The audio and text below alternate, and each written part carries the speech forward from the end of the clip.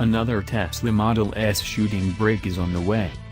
Italian design house Ares Design is joining the ranks of specialists yearning to convert the Tesla Model S sedan into a shooting brake, releasing an image of an attractive, sporty wagon that slots somewhere in between the two previous conversions we've seen and probably hews closest to the car's original design. But Ares is also upping the ante by saying it intends to give the Model S interior a far more luxurious makeover. Ares credits the concept's inspiration to CEO Danny Bahar.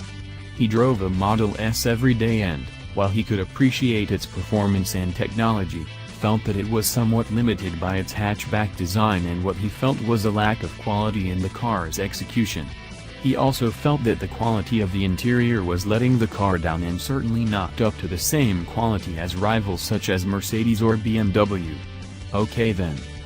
Ares is now engaged in stripping down the 2017 Model S, which will be rebuilt with carbon fiber and aluminum panels. The interior will be redone with Nappa leather to give it a more luxurious feel, Ares says.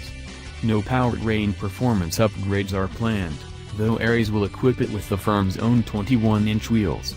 The design outfit holds up the Porsche Panamera, Audi RS6 and Mercedes-AMG E63 as luxury standard-bearers in the segment.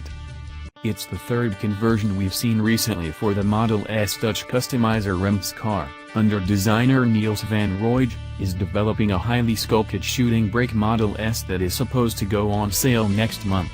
It was followed by British firm Quest Norfolk, which has developed a wagon version with a hatchback more in line with a Subaru Outback, the better for transporting one of the firm's founders' dogs.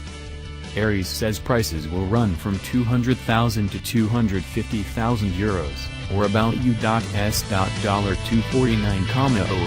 to $311,575, when it goes on sale in early summer.